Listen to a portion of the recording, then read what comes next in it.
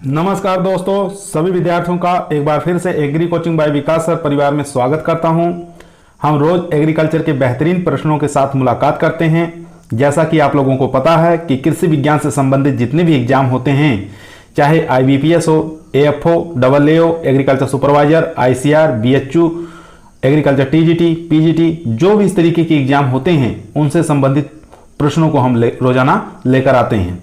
प्यारे विद्यार्थियों, जितने भी लोग हमारे चैनल से जुड़े हैं, सभी लोगों को हम एग्री कोचिंग बाय विकास सर परिवार में स्वागत और अभिनंदन करते हैं। आज जो हमारा सीरीज है यानी कि पार्ट 4 है, ये एग्रोनॉमी की है। ठीक है, इसके अंदर हम बताएंगे कि एग्रीकल्चर के 25 प्रश्नों को लेकर आए हैं जो कि काफ़ी इंपॉर्टेंट और हर बार एग्जामों में आए हुए हैं। तो पहले देखते हैं फर्स्ट क्वेश्चन हमारा क्या कह रहा है। फर्स्ट क्वेश्चन हमारा कह रहा है सबसे कम अंकुरण प्रतिशत फसल में होता है। ठीक है, आपको बताना है कि सबसे कम अंकुरण कौन सी फसल के अंदर होता है। ये क्वेश्चन बार बार पूछा जाता है और बहुत ही इंपॉर्टेंट क्वेश्चन है। तो सबसे पहले हम जानेंगे कि अंकुरण प्रतिशत कैसे निकाला जाता है। ठीक है, अंकुरण प्रतिशत का निकालने का फार्मूला होता है कि अंकुरण बीजों की संख्या, ठीक है, अंकुरित बीजों की संख्या, ऊपर लिखेंगे बीजों की संख्या, नीचे लिखेंगे कुल बीजों की संख्या, कुल बीजों की संख्या, बीजों की संख्या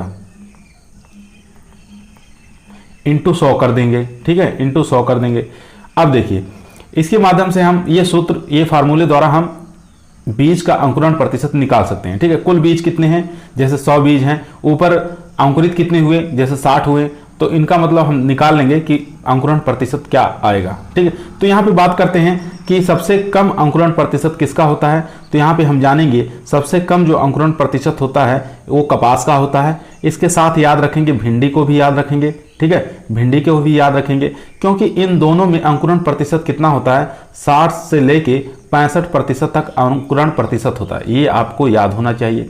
उसके बाद हम बात कर लेते हैं सबसे ज़्यादा अंकुरण प्रतिशत किस में होता है। तो सबसे ज़्यादा अंकुरण प्रतिशत दोस्तों हो जाएगा 90 से 95%, 90 से 95% अंकुरण प्रतिशत हो जाएगा मक्का में। ठीक है, ये सर्वाधिक अंकुरण प्रतिशत वाला होता है। ठीक है, एग्जाम में पूछा जाता है कि सबसे ज़्यादा अंकुरण प्रतिशत कौन सी फसल में होता है, तो आप लगाएंगे मक्का, सबसे कम भिंडी और कपास। चलिए चलते हैं नेक्स्ट क्वेश्चन पर।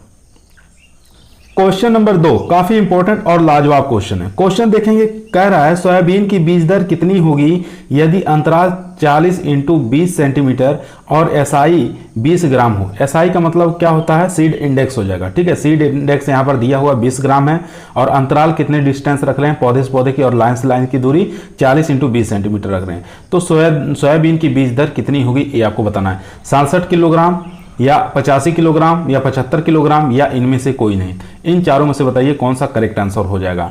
तो पहले देख लेते हैं कि सीड इंडेक्स कहते किसे हैं। यानी कि कोई भी सीड लेंगे, अगर 100 दाने अगर हम ले रहे हैं, 100 बीज ले रहे हैं, तो उसको हम सीड इंडेक्स कहते हैं। ठीक है, अगर 1000 दानों को हम ले रहे हैं तो हम उसको क्या कहेंगे, उसको सीड, उसको अभी बता रहे हैं क्या कहते हैं। ठीक है, तो पहले इसके यहाँ पे सीड इंडेक्स पूछा है, तो सीड इंडेक्स के बारे में देख लेते हैं। सीड इंडेक्स किस प्रकार निकाला जाता है, जैसे बीज दर किलोग्राम प्रति हेक्टेयर। ठीक है, इस प्रकार ले लेंगे।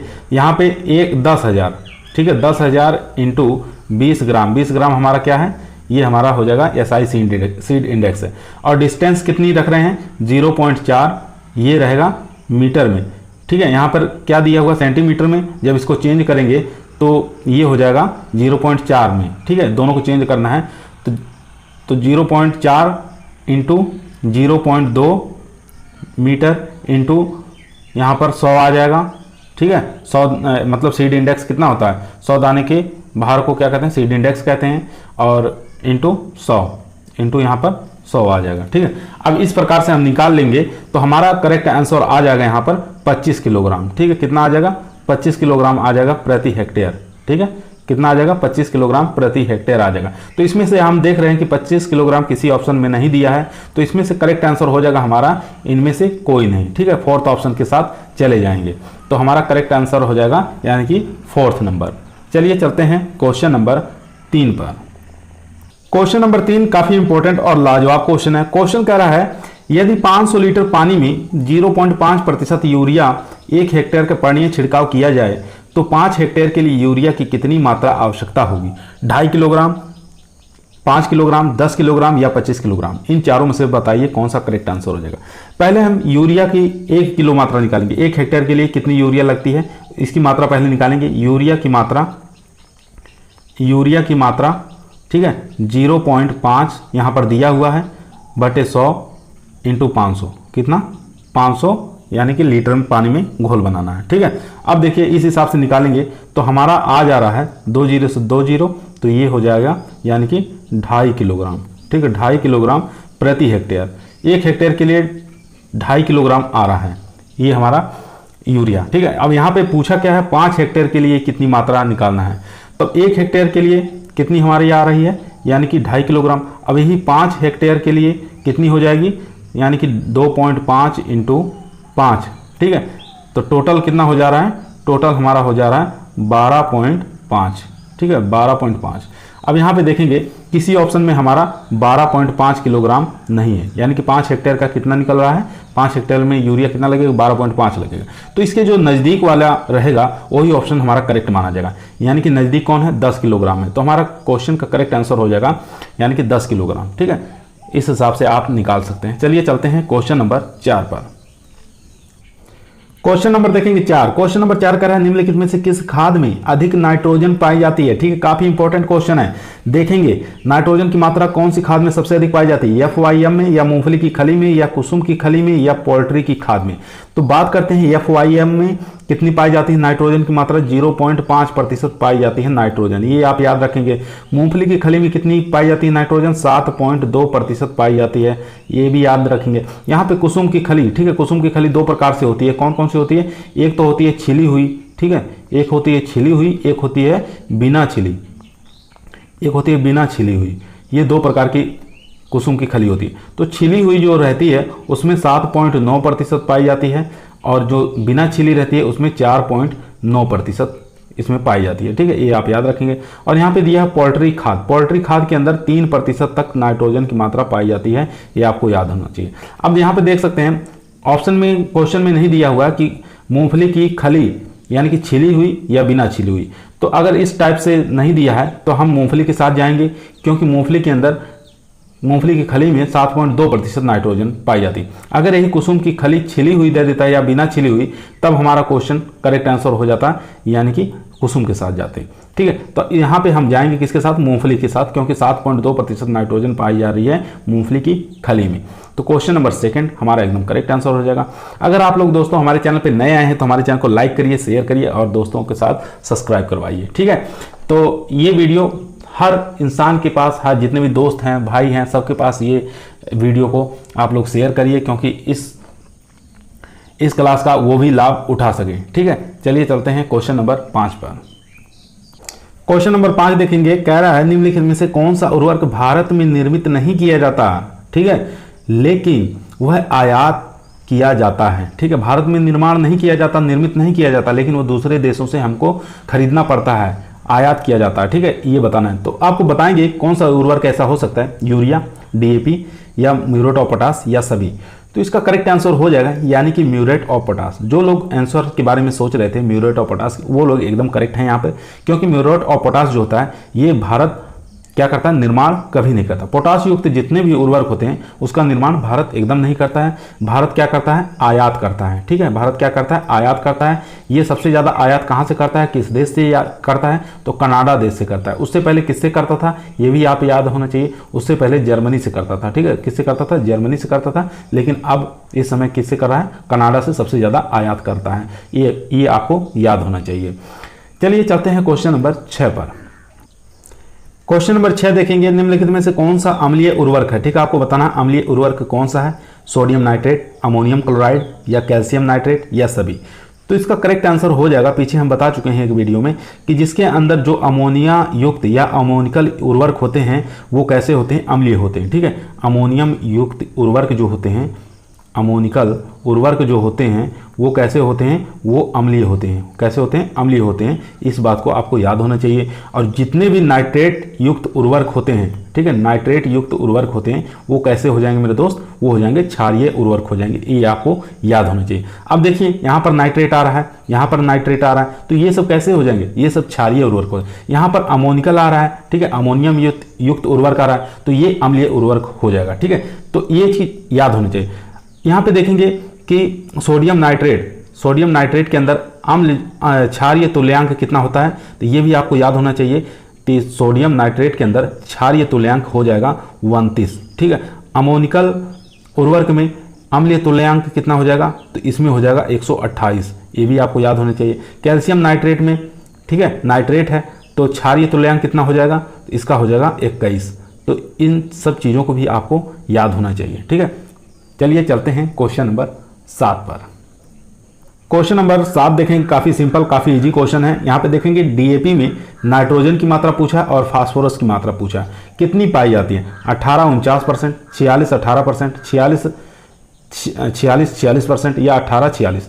तो आप लोगों को जानकारी होनी चाहिए कि डीएपी के अंदर यानी कि डाई अमोनियम फास्फेट के अंदर जो नाइट्रोजन की मात्रा पाई जाती है 18 पाई जाती है एक, और फास्फोरस की मात्रा 46 पाई जाती है। तो हमारे क्वेश्चन का करेक्ट आंसर हो जाएगा, यानी कि फोर्थ ऑप्शन के साथ चले जाएंगे।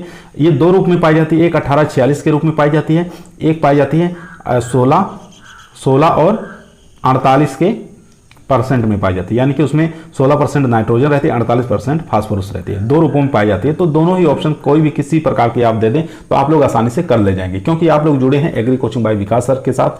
ठीक है, इसमें हर क्वेश्चन जो कि पेपर में उठते हैं, कहाँ से आते हैं, किस प्रकार, सभी क्वेश्चनों को डिस्कस किया जाएगा।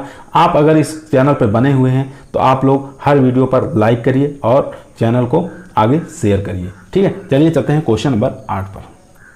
क्वेश्चन नंबर 8 काफी लाजवाब क्वेश्चन है, इंपॉर्टेंट क्वेश्चन है, जो कि हर परीक्षा में आया हुआ है। यहाँ पे देखेंगे एसएसपी में कौन सा पोषक तत्व तो नहीं पाया जाता है। ध्यान देंगे, यहाँ पे नहीं पूछा है कौन सा पोषक तत्व तो नहीं पाया जाता है एसएसपी, यानी कि सिंगल सुपर फास्फेट के बारे में पूछ रहा है। नाइट्रोजन, फास्फोरस, कैल्शियम या मैग्नीशियम, चारों में से बताइए कौन सा करेक्ट आंसर हो जाएगा। तो याद होना चाहिए कि एसएसपी में आप लोगों को एक थोड़ा सा भी नहीं पाया जाता है, यानी कि नाइट्रोजन की मात्रा बिल्कुल नहीं होती है एसएसपी यानी कि सिंगल सुपर फास्फेट। तो हम जाएंगे ऑप्शन नंबर 1 के साथ। अब बात कर लेते हैं एसएसपी में कौन कौन से पोषक तत्व पाए जाते हैं उसके बारे में। फास्फोरस पाया जाता है, कैल्शियम पाया जाता है और मैग्नीशियम पाया जाता है, और क्या पाया जाता है, सल्फर पाया जाता है। ये 4 पोषक तत्व इसके अंदर पाए जाते हैं सिंगल सुपर फास्फेट में।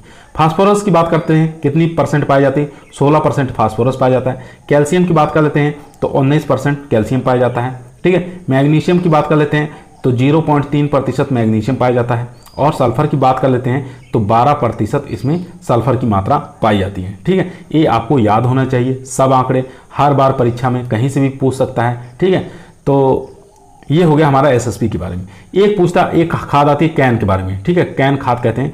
तो इसके अंदर भी नाइट्रोजन पाया जाता है, मैग्नीशियम पाया जाता है और कैल्शियम पाया जाता है। ठीक है, क्लोरीन पाया जाता है।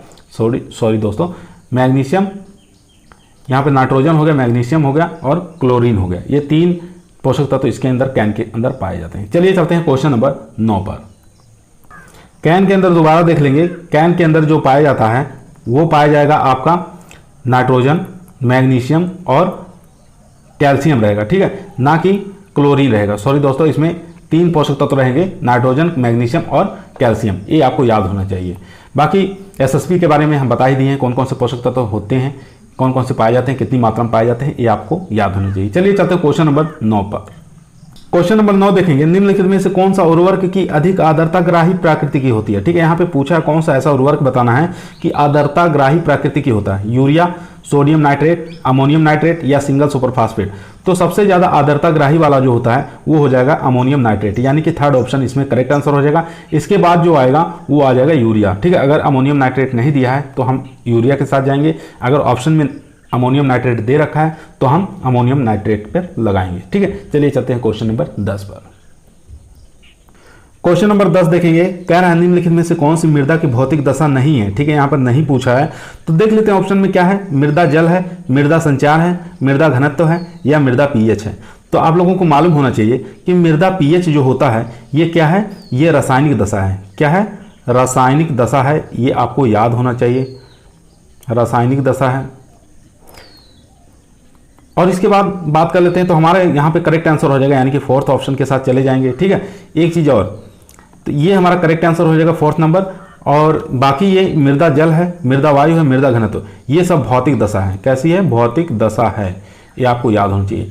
यहाँ पे पीएच दिया है, तो पीएच का पैमाना कितने से होता है? 0 से लेकर 14 तक होता है। ठीक है, स्केल जो होता है ये कितने तक होता है? ये 0 से लेकर 14 तक होता है। कभी कभी बच्चे कंफ्यूज में 1 से लेकर 14 लिखते हैं।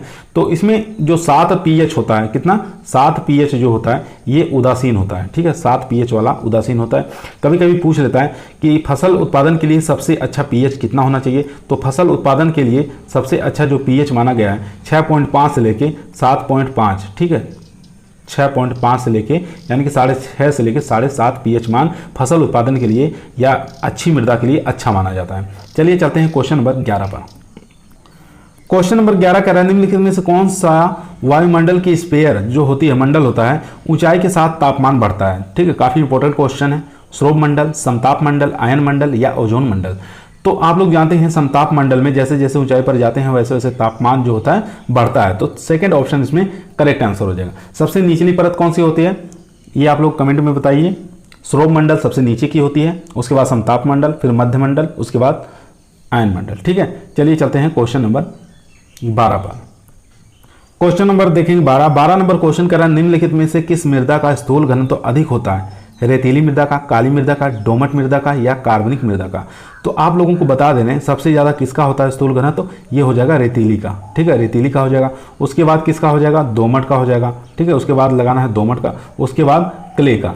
ये 3 ऑप्शन आपको याद रखना है। ठीक है, अगर रेतीली नहीं दिया है तो आप दोमट के साथ जाएंगे, दोमट नहीं दिया है तो क्ले के साथ जाएंगे। तो हमारा इसमें करेक्ट आंसर हो जाएगा यानी कि रेतीली मृदा। फर्स्ट ऑप्शन इसमें करेक्ट आंसर हो जाएगा। चलिए चलते हैं क्वेश्चन नंबर 13 पर। क्वेश्चन नंबर 13 देखेंगे, पूछ रहा है यूरिया के खोजकर्ता कौन है? एम.एच. रावले, एफ. होलर या दोनों या हैबर और ब्रोच? इन चारों में से बताइए कौन सा करेक्ट आंसर हो जाएगा। तो अगर यूरिया की खोज के बारे में दोस्तों पूछ रहा है तो आप हम जाएंगे फर्स्ट ऑप्शन के साथ, क्योंकि एम जो है रावले ये खोज करता है यूरिया के। ठीक है, क्या है? खोज करता है, ये आपको याद होना चाहिए। उसके बाद बात कर लेते हैं कि संश्लेषण किसने किया था सबसे पहले यूरिया का? तो संश्लेषण सबसे पहले किया था कि एफ होलर ने किया था। ठीक है, संश्लेषण इनके द्वारा किया गया था, एफ होलर के द्वारा। हैबर और ब्रोच क्या है? ये यूरिया बनाने की एक प्रकार की विधि है। तो इन सब चीज़ों को आपको याद होना चाहिए एकदम।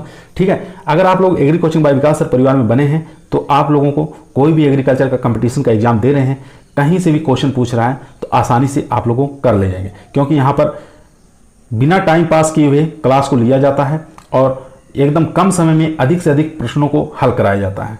ठीक है, तो चलते हैं क्वेश्चन नंबर 14 पर। क्वेश्चन नंबर देखेंगे 14 नंबर क्वेश्चन कह रहा है, वायुमंडल में कौन सी हरित गृह गैस सबसे अधिक होती है? ठीक है, वायुमंडल में सबसे ज्यादा कौन सी हरित गृह गैस कौन सी होती है ये आपको बताना है। तो आपको बता देते हैं, हरित गृह जो गैस होती है, हरित गृह गैस सबसे अधिक कौन सी हो जाएगी? CO2 हो जाएगी। ठीक है, इसके बाद कौन सी? CH4 हो जाएगी। इसके बाद कौन सी? CFC हो जाएगी, CFC हो जाएगी। ठीक है, उसके बाद में कौन सी हो जाएगी? N2O हो जाएगी। ठीक है, उसके बाद लास्ट में आ जाएगी N2O, ये हो जाएगी। तो हमारा ऑप्शन में देख रहे हैं CO2 दिया हुआ है, तो हरित गृह गैस सबसे ज़्यादा कौन सी होती है? तो सेकेंड ऑप्शन इसमें करेक्ट आंसर के साथ चले जाएंगे। ठीक है, एक पूछता है वायुमंडल में सबसे ज़्यादा गैस कौन सी होती है? वायुमंडल में, ठीक है, वायुमंडल में सबसे ज़्यादा गैस कौन सी हो जाएगी? तो हो जाएगी नाइट्रोजन हो जाएगी। ठीक है, नाइट्रोजन के साथ बाद में ऑक्सीजन हो जाएगी। ठीक है, ये आपको याद होना चाहिए। ठीक है, सबसे ज़्यादा हरित गृह में हानिकारक गैस कौन सी होती है? ठीक है, हानिकारक गैस के भी बारे में आपको याद होना चाहिए। सबसे ज़्यादा जो हानि पहुंचाती है CFC पहुंचाती है, उसके बाद N2O पहुंचाती है, उसके बाद CH4 पहुंचाती है। ठीक है, ये आपको याद होना चाहिए। धान के खेत में गैस कौन सी होती है? CH4 यानी कि मीथेन गैस होती है। ठीक है, और धान के खेत में सबसे ज़्यादा नाइट्रोजन युक्त गैस सबसे ज़्यादा लॉस होने वाली N2O होती है। ये आपको याद होना चाहिए ये सब। ठीक है, चलिए चलते हैं क्वेश्चन नंबर 15 पर। क्वेश्चन देखेंगे 15। क्वेश्चन नंबर 15 कह रहा है, निम्नलिखित में से किस उर्वरक की प्रकृति उदासीन होती है? प्रकृति बताना है, उदासीन किस उर्वरक की होती है? कैन की, यूरिया की, अमोनियम सल्फेट की या रॉक फास्फेट की? तो इसका करेक्ट आंसर हो जाएगा कैन के साथ चले जाएंगे। ए ऑप्शन इसमें करेक्ट आंसर हो जाएगा। कैन को क्या कहा जाता है? कैल्शियम अमोनियम नाइट्रेट कहते हैं। ठीक है, ये आपको दिमाग में एकदम सेट कर लेता है। कैन को क्या कहते हैं? कैल्शियम अमोनियम नाइट्रेट इसका पूरा फुल नेम होता है। ठीक है, यूरिया किस प्रकृति का उर्वरक है, तो ये अम्लीय प्रकृति का उर्वरक है, ये आपको याद होना चाहिए, दिमाग में एकदम सेट कर लीजिए। उसके बाद अमोनियम सल्फेट जो होता है ये भी किस प्रकार का उर्वरक है, ये भी अम्लीय प्रकृति का उर्वरक है, ये भी आपको याद होना चाहिए। रॉक फास्फेट जो उर्वरक होता है ये क्षारीय प्रकृति का उर्वरक है, ठीक है, किस प्रकृति का, क्षारीय प्रकृति का उर्वरक है, जो कि अधिक अम्लीय भूमि है, जो हमारी भूमि होती है अगर अधिक अम्लीय भूमि हो गई है तो उसमें हम कौन सा उर्वरक डालेंगे, रॉक फास्फेट का प्रयोग करते हैं अधिक मात्रा में, ये आपको याद होना चाहिए। चलिए चलते हैं क्वेश्चन नंबर 16 पर। क्वेश्चन नंबर 16 देखेंगे। 16 नंबर क्वेश्चन कर रहा है, निम्नलिखित में से कौन सा उर्वरक भारत में आयात किया जाता है, पीछे बता चुके हैं। देखते हैं एसएसपी है, डीएपी, अमोनियम फास्फेट या यूरिया। तो आप लोग जानते हैं कि म्यूरेट ऑफ पोटाश जो होता है, ठीक है, ये सबसे ज़्यादा क्या किया जाता है, ये आयात किया जाता है, ये आपको याद होना चाहिए। जितने भी पोटाश युक्त उर्वरक होते हैं वो आयात ही किए जाते हैं, ठीक है। चलिए चलते हैं क्वेश्चन नंबर 17 पर। क्वेश्चन देखेंगे, क्वेश्चन नंबर 17 कह रहा है, वे उर्वरक जिनको पौधे के पास दिया जाता है उसे क्या कहा जाता है, ठीक है। ऐसा उर्वरक का नाम बताना है जो पौधे के एकदम पास में दिया जाता है, उसे कहते क्या है। तो देखते हैं, पहला ऑप्शन कह रहा है बैंड प्लेसमेंट, हिल प्लेसमेंट, रो प्लेसमेंट या टॉप प्लेसमेंट या टॉप ड्रेसिंग कह सकते हैं, ठीक है। तो बेड प्लेसमेंट की बात करते हैं तो पौधे के पास, इसको कहां पर देते हैं, पौधे के पास दिया जाता है, और कतार में भी दिया जाता है, कतार में भी दिया जाता है, ये आपको याद होना चाहिए। तो दूसरे की हिल प्लेसमेंट की बात कर लेते हैं, ये क्या, पौधों के पास दिया जाता है, ठीक है, ये पौधों के पास दिया जाता है, ये आपको याद होना चाहिए। रो प्लेसमेंट क्या होता है, रो प्लेसमेंट यानी कि कतार में दिया जाता है, ठीक है, कतार में दिया जाता है उर्वरक रो प्लेसमेंट में। टॉप ड्रेसिंग में खड़ी फसल में दिया जाता है, ठीक है, खड़ी फसल में दिया जाता है, ये आपको याद होना चाहिए, फसल में दिया जाता है, खड़ी फसल में टॉप ड्रेसिंग द्वारा देते हैं, ठीक है। और रो प्लेसमेंट कतार में दिया जाता है, हिल प्लेसमेंट पौधे के पास दिया जाता है, और इसके बाद बेड प्लेसमेंट पौधे के पास। यहाँ दो ऑप्शन आ रहे हैं, पौधे के पास मतलब हिल प्लेसमेंट में दिया जा रहा है और बेड प्लेसमेंट में भी दिया जा रहा है। तो हम जाएंगे ऑप्शन सेकंड के साथ, ठीक है, क्योंकि पौधे के पास जो दिया जाता है हिल प्लेसमेंट में ही दिया जाता है, और बाकी अगर ये ऑप्शन में नहीं है तो बेड प्लेसमेंट में भी पौधे के पास दिया जाता है और कतार में भी दिया जाता है। सेकंड ऑप्शन इसमें करेक्ट आंसर हो जाएगा। चलिए चलते हैं क्वेश्चन नंबर 18 पर। क्वेश्चन नंबर 18 काफी बेहतरीन और लाजवाब क्वेश्चन है, हर एग्जामों में आया हुआ क्वेश्चन है। पूछा जाता है कि भारतीय मृदाओं में कौन से सूक्ष्म पोषक तत्वों की जिंक के बाद कमी पाई जाती है। पहले तो आप लोग जानते हैं कौन से सूक्ष्म पोषक तत्व की कमी पाई जाती है, Zn की कमी पाई जाती है। यहाँ पे दे चुका है, बता चुका है कि सूक्ष्म पोषक तत्वों में Zn की कमी के बाद पूछ रहा है। सेकंड नंबर पे किसकी कमी पाई जाती है, सल्फर की, बोरान की, नाइट्रोजन की या मैग्नीशियम की। तो इसका करेक्ट आंसर हो जाएगा मैग्नीशियम, इसमें बोरान की, ठीक है, सेकंड ऑप्शन इसमें करेक्ट आंसर हो जाएगा, ठीक है। सूक्ष्म पूछ रहा है तो Zn के बाद किसकी कमी पाई जाएगी, ये बोरान तत्व की कमी पाई जाएगी। अगर मुख्य पोषक तत्व की पूछ रहा है, मुख्य पोषक तत्व में सबसे ज्यादा कमी किसकी पाई जाती है, नाइट्रोजन की पाई जाती है, इसके बाद फास्फोरस की पाई जाती है, ये आपको याद होना चाहिए, ठीक है। ये मुख्य पोषक तत्व की होगी। अगर द्वितीय पोषक तत्व में पूछ रहा है किस पोषक तत्व की कमी पाई जाती है तो आप लगाएंगे सल्फर, ठीक है। इतने पोषक तत्वों की कमी पाई जाती है हमारी मृदाओं में, यानी कि भारतीय मृदाओं में। तो ये सब चीजें आपको एकदम दिमाग में सेट कर लेना है। अगर मुख्य पोषक तत्व पूछ रहा है तो नाइट्रोजन और उसके बाद फास्फोरस, सेकेंडरी पूछ रहा है तो सल्फर। चलिए चलते हैं क्वेश्चन नंबर 19 पर। पीछे क्वेश्चन हम करवाए हैं, उसमें बताए थे कि मतलब 1000 दाने के वजन को क्या कहा जाता है, पीछे बता चुके हैं, लेकिन आप लोगों को याद है कि नहीं है ये आप लोग जानेंगे, ठीक है। तो यहाँ पे फिर क्वेश्चन आया है, पूछ रहा 1000 दानों के वजन को क्या कहा जाता है। 100 दाने के वजन को बताए थे सीड इंडेक्स कहते हैं, लेकिन 1000 दाने के भार को क्या कहा जाता है ये हम नहीं बताए थे, ठीक है, ताकि आप लोग थोड़ा आप लोग भी दिमाग चला लीजिए। तो यहाँ पे पूछा 1000 दाने के वजन को क्या कहा जाता है, तो 1000 दाने के भार को क्या कहते हैं, परीक्षण भार कहा जाता है। सेकंड ऑप्शन इसमें करेक्ट आंसर हो जाएगा। सीड इंडेक्स किसे कहते हैं, 100 दाने के भार को क्या कहते हैं, सीड इंडेक्स कहते हैं, ठीक है। 100 दाने के वजन को क्या कहते हैं, सीड इंडेक्स कहते हैं। 1000 दाने के वजन को क्या कहते हैं, परीक्षण भार कहा जाता है। तो दोनों ही चीजें आपको यहां पर मिल चुके हैं। चलिए चलते हैं क्वेश्चन नंबर 20 पर।